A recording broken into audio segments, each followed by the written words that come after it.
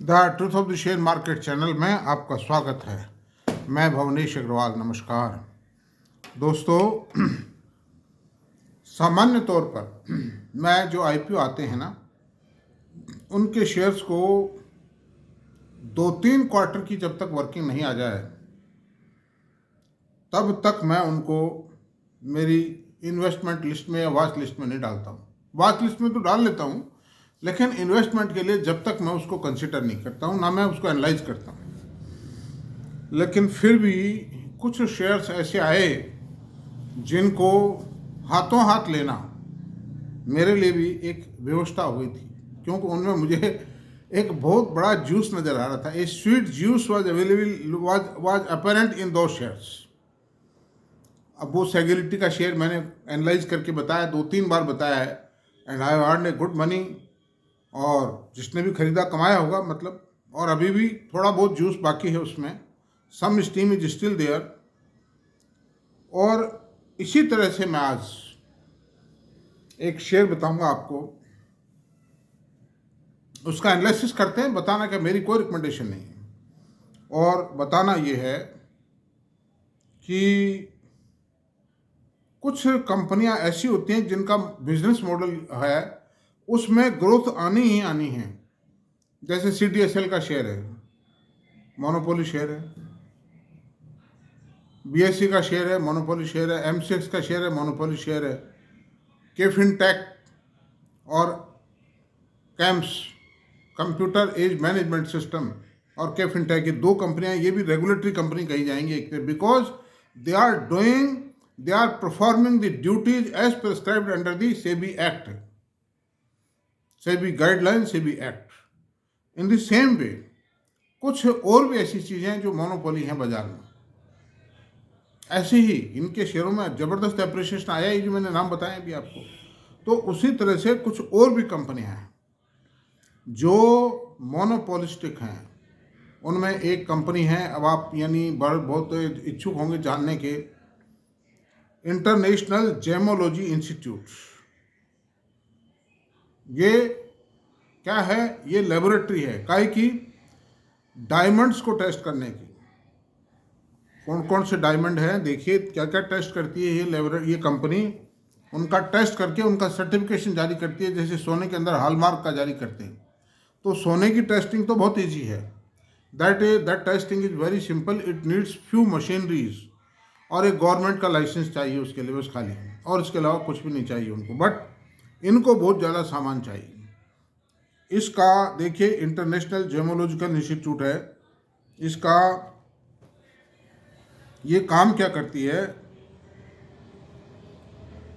Conducting education and training program for diamond identification. और फिर ये डायमंड का, स्टटेड ज्वेलरी का, और कलर्ड स्टोन्स की टेस्टिंग करती है। ये बहुत बड़ा काम है। और भारत जो है के पास में वर्ल्ड डायमंड मार्केट का 95% शेयर जो है वो इंडिया के पास है। कटिंग पॉलिशिंग का जो भी काम है, जो भी ट्रेड है, 95% share is India is holding 95% share in the international market of our diamond business is concern.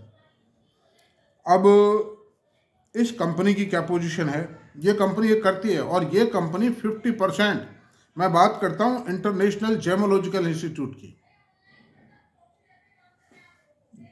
International की स्पेलिंग तो आती है, जेमोलॉजी की GEMMOLOGIL, जेमोलॉजिकल। इतना ही टाइप कर देना moneycontrol.com पे, IGIMIGIS टाइप कर दीजिए, आ जाएगा भाव उसका। और जो डाटा देख रहे हैं वो स्क्रीन पे देख लीजिए, मनी कंट्रोल पे देख लीजिए। डाटा भी कोई ज़्यादा आए नहीं है इसके, डाटा आते हैं रिजल्ट आने के बाद ज़्यादा। लेकिन IPO में भी बहुत कुछ तस्वीर साफ हो जाती है, और वो तस्वीर मैं आपको बताता हूँ। 417 रुपये में इसका IPO आया था। 2 फेस वैल्यू का शेयर है। इशू साइज 4225 करोड़ रुपए की थी। OFS काफ़ी ज़्यादा था, 2/3 OFS था, 1/3 डायरेक्ट था। जो एक ये कोई लैब वगैरह भी एक्वायर कर रहे हैं, मतलब भी और कर रहे हैं, इंटरनेशनल मार्केट में भी कर रहे हैं। ये they are going to expand their business in in a very large manner. अच्छा, अब चलते हैं 1999 में आईजीआई ने फर्स्ट लैब भारत के अंदर स्थापित की थी। IGI has served 9 out of 10 jewellery chains. 10 jewellery जो चेन है इंडिया की, जो लीडिंग ज्वेलरी चेन्स हैं, ज्वेलरी शोरूम चेन्स हैं, उसमें से 9 को ये जेमोलॉजिकल इंस्टीट्यूट सर्व करता है। ये कंपनी सर्व करती है, उनका टेस्टिंग का वर्क ये करती है, टेस्टिंग एंड सर्टिफिकेशन जारी करती है।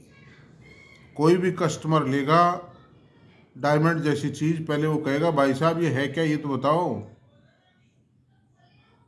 कहीं नकली मोती तो नहीं है, नकली पत्थर के टुकड़े तो नहीं है, कांच के टुकड़े भी हो सकते हैं। तो वो 10 जो चैन है बड़ी, उनमें से 9 को अकेला सर्व करता है, उनसे अकेलों से 9 से ही 100 करोड़ रुपये रेवेन्यू आता है इसको। अच्छा, अब देखिए आप 50% इंडिया का जो टेस्टिंग मार्केट शेयर है वो इसके पास है। नंबर 2, सर्टिफिकेशन जारी करता है, जैसे हॉलमार्क का होता है उसी तरह से, है ना।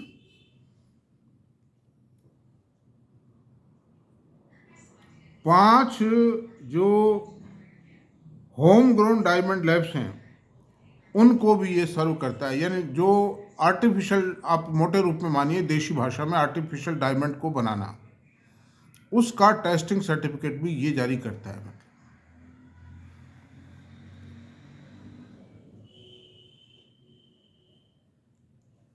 And India is the largest manufacturer of diamonds so far diamond business is concerned, 95% share है वर्ल्ड में। इसकी 19 लैब इंडिया में है और 1 लैब तुर्की में है। कुल मिला के 20 लैब से इसकी, और खोलेंगे टाइम पर खोलें, क्योंकि फॉरेन कंट्रीज में भी ये जो टेस्टिंग, आजकल क्या है कि पहले का ज़माना था जब लोग भरोसा कर लेते थे और भरोसे लायक स्थितियाँ भी थी, लेकिन आज बहुत महंगी भी हो चुकी हैं ये चीज़ें और गड़बड़ी भी की भी संभावनाएं बढ़ गई हैं। ऐसी सूरत में एवरी कस्टमर और every buyer and user will like to see the certified testing, certified report of the, मतलब ये सर्टिफिकेशन चाहेगा वो उसके पीछे कि भाई ये असली है क्या है, कितना % प्योरिटी है, कितनी % नकली है, असली है क्या है, ये चेक करें। इसलिए इसकी रिक्वायरमेंट तो डे बाई डे बढ़ेगी ही, मतलब। अच्छा, अब आपको मैं बताता हूँ इसके जो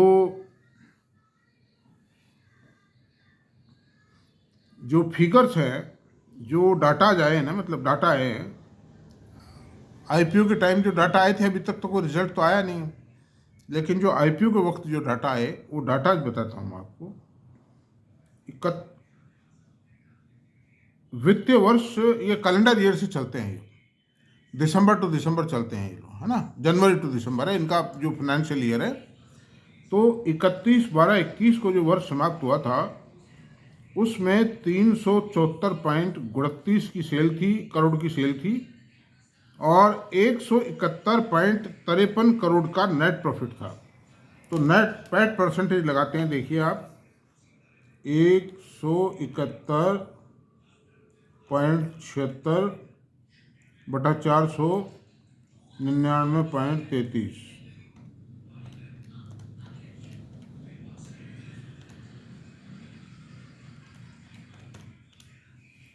इनका जो आफ्टर टैक्स प्रॉफिट मार्जिन है वो 34% है। तो शानदार प्रॉफिट है। इतने प्रॉफिट की, इतने प्रॉफिट मार्जिन कमाने वाली बहुत कम कंपनियां होती है। प्रॉफिट आगे बढ़ा है, मतलब अभी चलते हैं, सन 21 में 34% था, 34%, अभी बताएंगे आपको, 34%। अच्छा जी, और अब वित्तीय वर्ष 22 यानी कैलेंडर ईयर है 22 में 499 करोड़ की सेल आई। तो ये 125 करोड़ की सेल बढ़ गई करीब, कोई 25% से सेल बढ़ी है, मतलब 20-25% बढ़ी सेल, और प्रॉफिट आया 241 करोड़ रुपए। ये प्रॉफिट 40.94% से ग्रो किया प्रॉफिट। अच्छा, इसमें प्रॉफिट मार्जिन बताते हैं आपको, क्या रहे, 241 241.76/499.33, 48.41%, 48.41% का प्रॉफिट आफ्टर टैक्स रहा है दोस्तों। अच्छा, अब दूसरी बात करते हैं।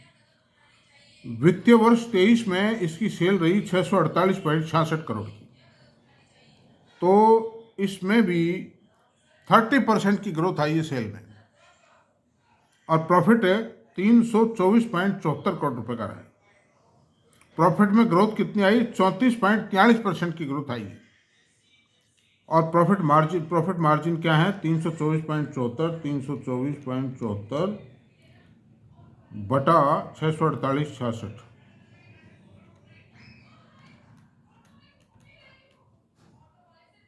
50% profit net, profit after tax is margin is 50%, यानी आधी सेल में से आधा प्रॉफिट है, नेट प्रॉफिट है टैक्स देने के बाद में, सारा प्रॉफिट ही था वो तो। ऐसी कंपनियां बहुत कम है, वेरी रेयर कंपनीज। अच्छा, दूसरी बात करता हूँ। अब वित्तीय वर्ष 24 की बात करते हैं, सिर्फ 9 मंथ्स के फिगर है, क्योंकि साल पूरा हुआ नहीं हुआ था, आईपीओ आया, मतलब 9 मंथ्स तक के फिगर उन्होंने दिए हैं।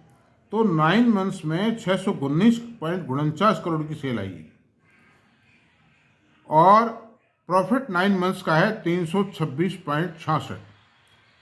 तो अगर इसको एनुअलाइज बेसिस पे लेते हैं हम, कैलकुलेट करके एनुअलाइज करना पड़ेगा, क्यों 9 मंथ्स के, पिछले 9 मंथ्स के फिगर नहीं दिए उन्होंने, मतलब तो ये 33.95% की नेट प्रॉफिट पर ग्रोथ आती है। और प्रॉफिट मार्जिन बताएं आपको, 33.326 बटा 619, 52.66% प्रॉफिट। तो प्रॉफिट मार्जिन लगातार बढ़ रहे हैं। 52% का आफ्टर टैक्स प्रॉफिट, भाई ये तो वंडरफुल चीज़ है। बड़े बड़े हॉस्पिटल्स हैं, डॉक्टर्स हैं और हैं, वो भी लेते फीस ही हैं, मतलब रॉ मटेरियल थोड़ी देते हैं वो, उसके बावजूद भी उनके प्रॉफिट मार्जिन भी इतने नहीं है, किसी भी कंपनी का प्रॉफिट मार्जिन इतना नहीं है। And this profit margin will increase because the volume of business बढ़ेगा ना, तो खर्चा तो उतना ही है, उतनी मैन पावर है। एक आदमी मान लो 20 टेस्टिंग करता है, वो 30 भी करेगा, 25 भी करेगा, तो भी कोई दिक्कत नहीं है, वो एक ही आदमी को करना है। मैकेनाइज सिस्टम है, साइंटिफिक सिस्टम है। तो under this circumstances will you like this company or not, ये मेरी कोई रिकमेंडेशन नहीं है, बट मैं I am submitting you the golden egg before you. You may eat or you may not eat, it's your discretion. तो ऐसी सूरत में दोस्तों, मेरे विचार से तो मैंने खरीद लिए कल, I have started buying in A small lot, and I think जैसे भी मेरे पास लिक्विडिटी होगी, इन भावों में मुझे कोई दिक्कत नहीं है। और ये 86 करोड़ रुपए की इक्विटी होगी, 2 फेस वैल्यू का शेयर है, यानी कुल मिला के 43 करोड़ शेयर है। अब इसके पी रेशो की बात करते हैं। आईपीओ आया तो 110 का पी रेशो बताया गया इसका, लेकिन वो बात जची नहीं। अगर करंट ईयर की ईपीएस को इसको कैलकुलेट करते हैं, तो पूरे साल का प्रॉफिट अगर उसी ग्रोथ से आया तो 434 करोड़ का प्रॉफिट आता है। उस हिसाब से इसकी ईपीएस जो है 10 रुपये आ जाती है करंट ईयर की। करंट ईयर की ईपीएस 10 रुपीज आएगी, और अगर उसको, चलो उतना तो छोड़ो, 434 करोड़ की 10 रुपीज ईपीएस आती है, और आज की तारीख में 590 रुपये का भाव है।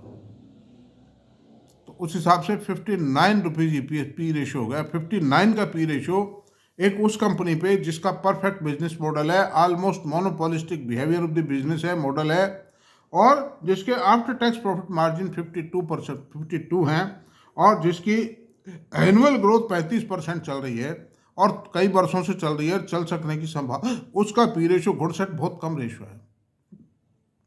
ऐसी सूरत में I have liked this company and I will continue to buy this company as soon as the funds are available with me. और खरीद चालू कर दिए, ठीक है, कल भी जो खरीदा है माल ठीक है, कोई नुकसान का काम नहीं है, और मैं इसको डाल दूंगा खरीद करके, चाहे कचरा हो चाहे सोना हो, आई विल लीस्ट कंसर्न। और ये कई लोग जो इस तरह की बातें करते हैं तरकीब से चुप करके कि पहले फंसाओ पहले खरीदो, मेरा कोई खरीदने का फंसाने का कोई चार्म नहीं है। I am not agent of any company. वो कृपया अपने आप को, अपने दिल को चेक करें कि वो क्या कह रहे हैं और किसके लिए कह रहे हैं। एक नया पैसा मैंने आज तक किसी से लिया नहीं है, ना मैं लूँगा। मतलब I tell you the clear चीज़, मैं क्या फंसाऊँगा बताइए? मैं किसी को कंपेल कर रहा हूँ क्या? मतलब इस तरह की जो घटिया बातें जो करते हैं वो लोग वहीं रह जाएंगे, वो डेवलप नहीं होंगे। मैं आपसे बता रहा हूँ, वो they will not grow and they will not be able to grow their capital, such type of people, because they have bad language, bad intention, bad thinking. तो ठीक है, अब जैसा भी आए, जो भी, अगर 35% से ये कंपनी ग्रो करती रही अगले 3 साल तक, तो इसकी ईपीएस बताऊँ आपको क्या होगी? इसकी ईपीएस, इस साल की ईपीएस साल लो 10 रुपीज़ आती है, अगले साल की ईपीएस आएगी 13.5 रुपये, 13 रुपये 50 पैसे आएगी। अब 13.50 पर 13.50 इंटू 135, 18.22 आएगी। और 18.22 को फिर 135 से मल्टीप्लाई कर देते हैं, 24 रुपये 60 पैसे आएगी। अब 24 से 3 साल, विद इन इस साल को शामिल, इस साल देखो वित्तीय वर्ष 26, 27 और 28, 28 जो वित्तीय वर्ष 28 हो गया, यानी कैलेंडर ईयर 28, उसमें इसकी 24 रुपये 60 पैसे की ईपीएस होगी, यानी 25 रुपीज़ मान लीजिए आप इसको। 25 रुपीज़ को आप 60 जो प्रेजेंट इसका पी रेशो आएगा उसी से मल्टीप्लाई कर दीजिए। 1500 रुपये इस शेयर का रेट होता है, और जो आज की तारीख में 590 रुपये, यानी ऑलमोस्ट 2.25-3 गुना अगले 3 साल में इस शेयर रेट हो सकता है। कोई गारंटी नहीं है, ये खाली एक बहुत रफ एंड टेंटेटिव एस्टिमेट है। आप कहीं मान करके खरीद लें, कल को शेयर है, देखिए शेयर बाजार में कुछ भी हो सकता है, ईमानदारी की बात की, लेकिन एस्टिमेट पे ही चलता है सब काम। आदमी अगर आशा नहीं करेगा, आशाओं पर चलता है, एस्टिमेट पर चलता है, संभावनाओं पर आधारित है सब कुछ। तो ये बात है, इसलिए I have invested my money in this share and I don't advise, I don't recommend to you. It is your discretion whether to buy or not. And if you buy, if you have any intention, please take advice from your financial advisor. Thank you very much. आपको मेरा video पसंद आया तो please इसको subscribe करें, like करें, share करें, comment करें। Thank you very much.